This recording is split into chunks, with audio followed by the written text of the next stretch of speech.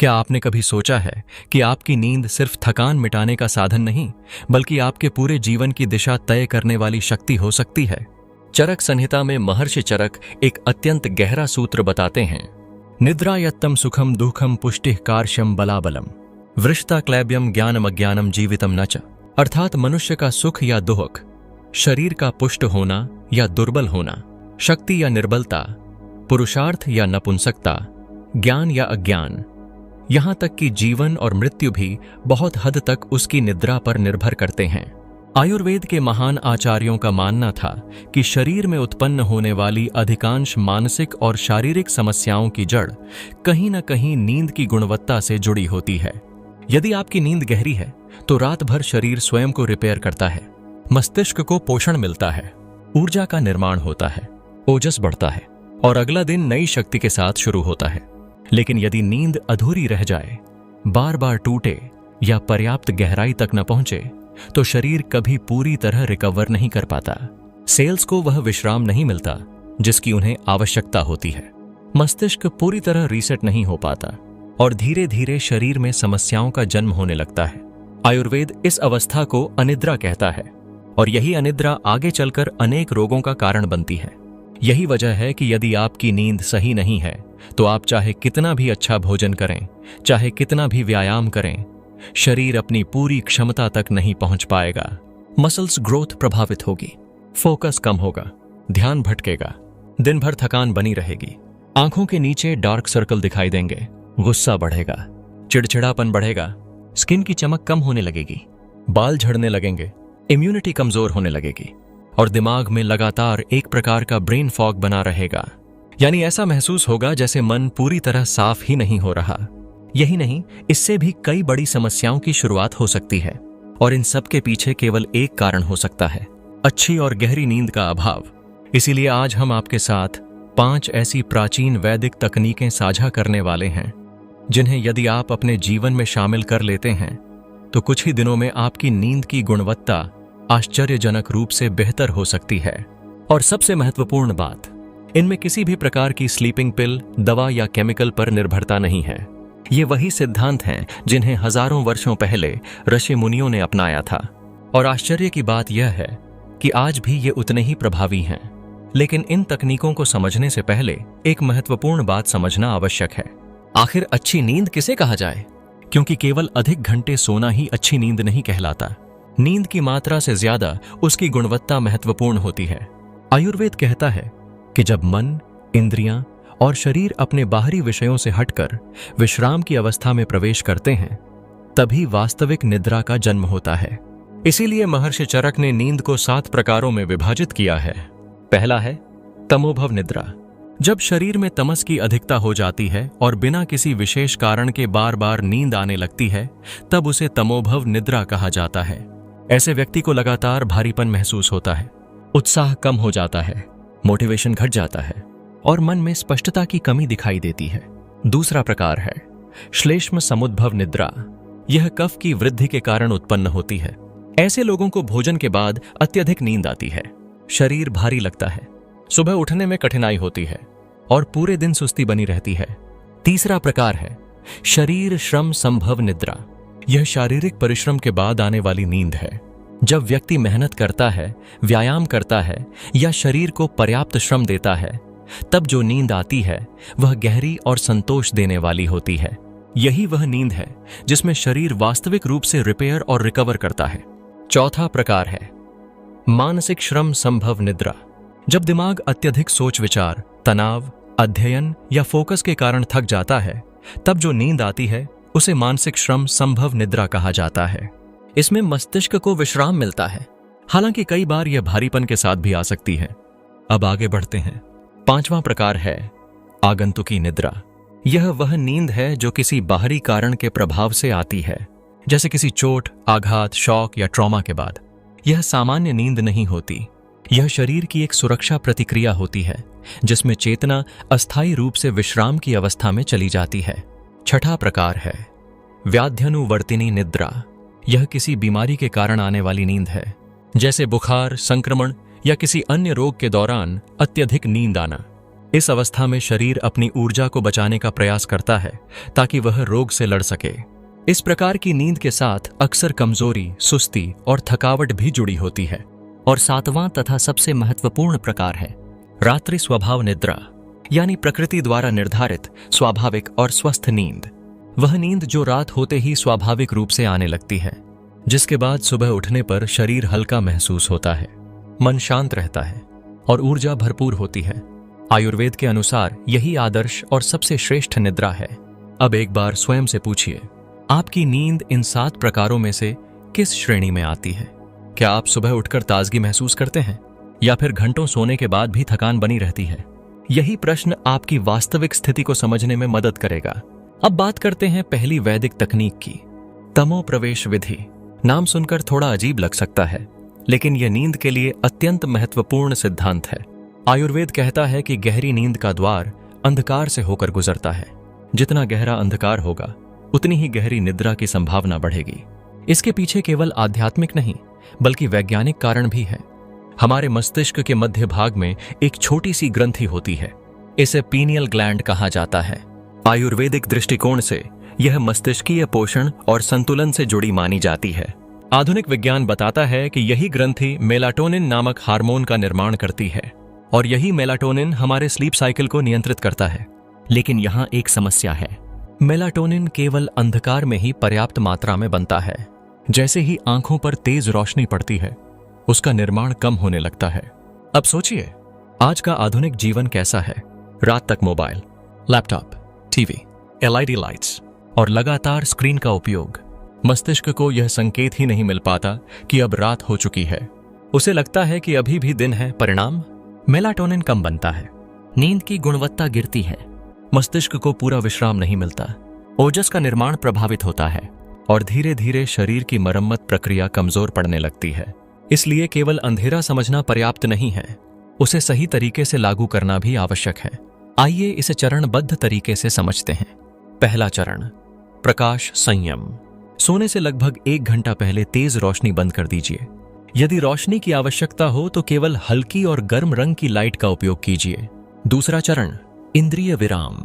सोने से कम 1 घंटा पहले मोबाइल, टीवी, लैपटॉप और अन्य स्क्रीन से दूरी बना लीजिए। यह आदत अकेले ही आपकी नींद में बड़ा परिवर्तन ला सकती है। तीसरा चरण, पूर्ण अंधकार। सोते समय यह सुनिश्चित कीजिए कि कमरे में कोई अनावश्यक प्रकाश न हो। छोटी एलईडी लाइट्स तक को बंद कर दीजिए। बाहर से आने वाली रोशनी को भी यथासंभव रोकिए। चौथा चरण, नेत्र आवरण। यदि कमरा पूरी तरह अंधेरा करना संभव नहीं है तो कॉटन आई मास्क का उपयोग कर सकते हैं। इससे आंखों तक पहुंचने वाला प्रकाश काफी हद तक कम हो जाता है। पांचवां चरण, स्थिरता। बिस्तर पर लेटने के बाद 2 से 5 मिनट तक बिल्कुल स्थिर रहिए। कोई करवट नहीं, कोई अनावश्यक हलचल नहीं। योग की भाषा में इसे इंद्रियों का प्रत्याहार कहा जाता है, यानी इंद्रियों को धीरे धीरे बाहरी संसार से हटाकर भीतर की ओर ले जाना। और यही वह अवस्था है जहां से वास्तविक निद्रा की शुरुआत होती है। लेकिन केवल अंधेरा ही पर्याप्त नहीं है, क्योंकि यदि भोजन गलत समय पर लिया जाए तो नींद की गुणवत्ता फिर भी प्रभावित हो सकती है। और यही हमें दूसरी महत्वपूर्ण वैदिक तकनीक की ओर ले जाता है, रात्रि भोजन नियम। अब बात करते हैं दूसरी वैदिक तकनीक की, रात्रि भोजन नियम। आयुर्वेद कहता है कि हमारा जठराग्नि यानी पाचन अग्नि सूर्य के साथ गहराई से जुड़ी हुई है। जब सूर्य आकाश में ऊंचा होता है तब हमारी पाचन शक्ति भी सबसे अधिक सक्रिय होती है।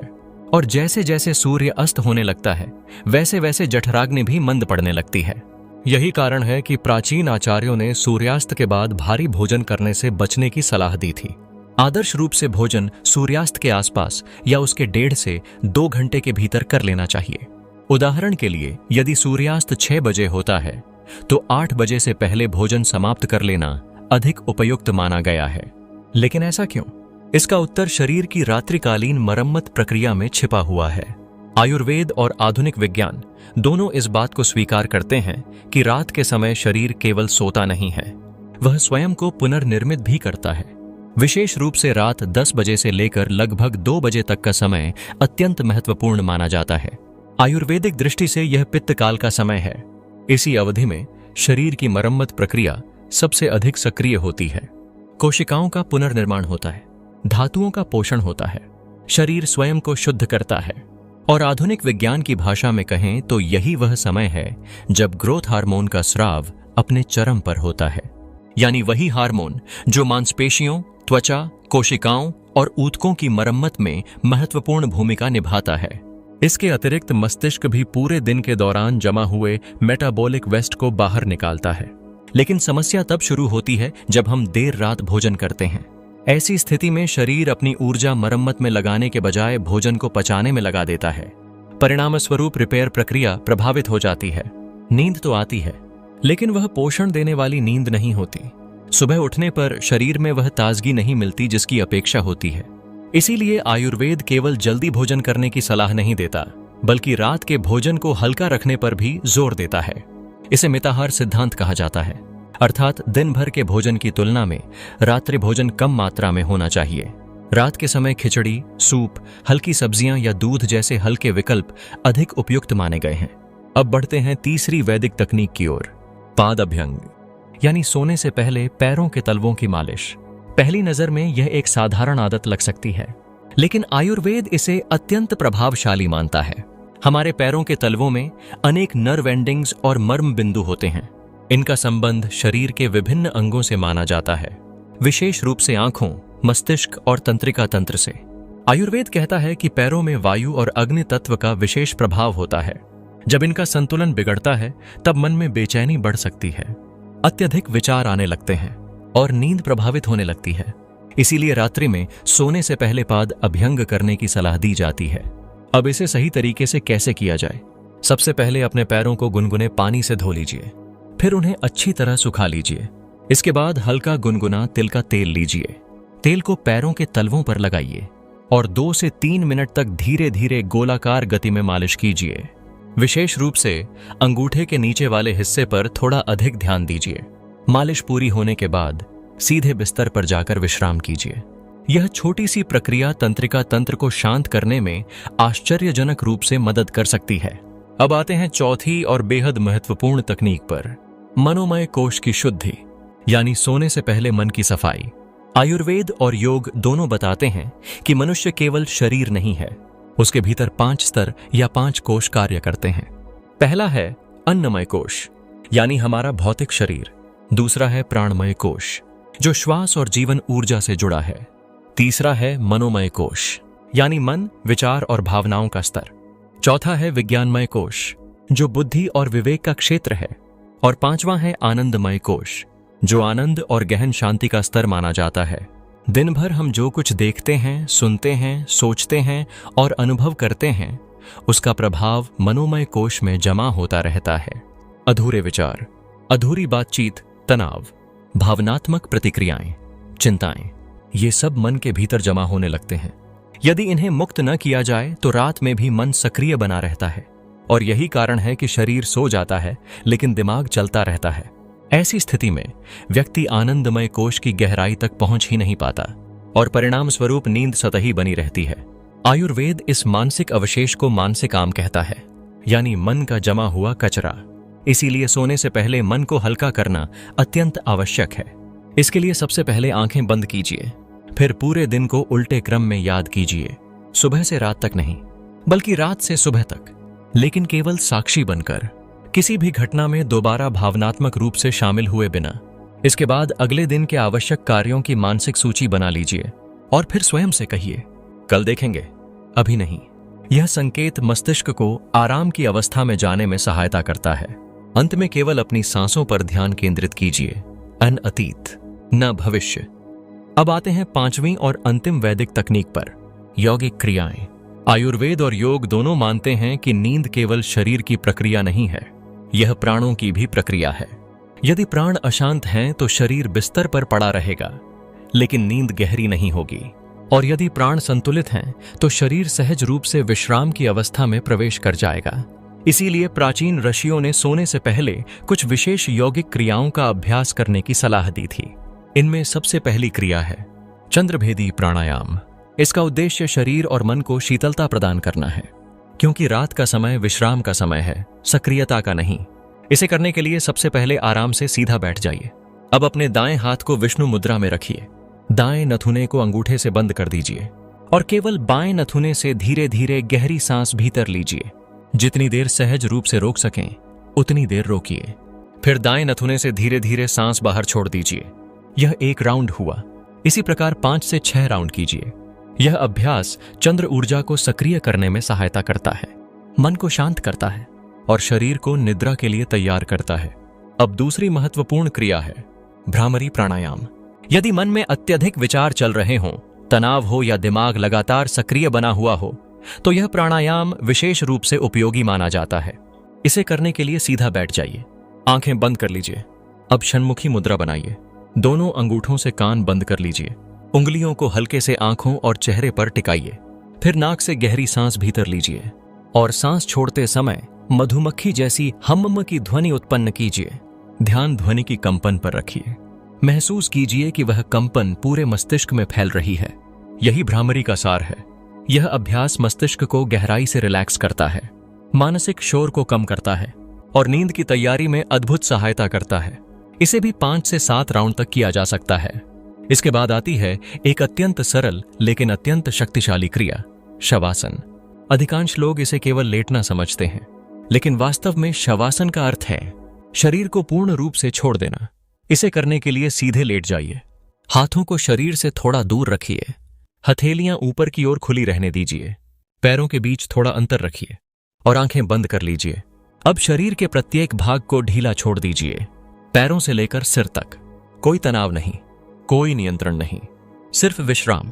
जब शरीर पूरी तरह शिथिल हो जाता है, तब तंत्रिका तंत्र को यह संकेत मिलता है कि अब सुरक्षा है, अब विश्राम संभव है और यहीं से गहरी नींद का द्वार खुलने लगता है। इसके बाद आती है योग निद्रा। लेकिन योग निद्रा स्वयं में एक विशाल विषय है। यह केवल विश्राम तकनीक नहीं है, यह चेतना और निद्रा के बीच की एक अद्भुत अवस्था है। इसे विस्तार से समझने के लिए अलग चर्चा की आवश्यकता होती है, क्योंकि योग निद्रा में व्यक्ति सोता भी नहीं और पूरी तरह जागता भी नहीं। वह दोनों अवस्थाओं के बीच एक विशेष स्थिति में प्रवेश करता है और यही स्थिति गहरे मानसिक तथा शारीरिक पुनर्निर्माण में सहायता करती है। अब यदि हम इन सभी तकनीकों को एक साथ देखें तो एक बात स्पष्ट हो जाती है। अच्छी नींद किसी एक गोली, किसी एक सप्लीमेंट या किसी एक उपाय का परिणाम नहीं है। यह जीवन शैली का परिणाम है। यह प्रकाश के सही उपयोग का परिणाम है। यह भोजन के सही समय का परिणाम है। यह शरीर की देखभाल का परिणाम है। यह मन की सफाई का परिणाम है और यह प्राणों के संतुलन का परिणाम है।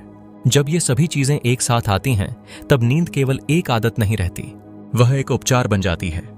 एक ऐसी प्रक्रिया जिसमें शरीर स्वयं को ठीक करता है, मन स्वयं को संतुलित करता है और चेतना स्वयं को पुनर्स्थापित करती है। यही कारण है कि आयुर्वेद में निद्रा को जीवन के 3 मुख्य स्तंभों में से एक माना गया है। यदि भोजन सही है लेकिन नींद खराब है तो स्वास्थ्य अधूरा रहेगा। यदि व्यायाम सही है लेकिन नींद खराब है तो शरीर अपनी पूरी क्षमता तक नहीं पहुंच पाएगा। लेकिन यदि नींद गहरी और पोषण देने वाली है तो शरीर स्वयं को ठीक करने की अद्भुत क्षमता रखता है। इसलिए आज से ही इन सिद्धांतों को अपने जीवन में लागू करना शुरू कीजिए। कमरे को अंधकारमय बनाइए।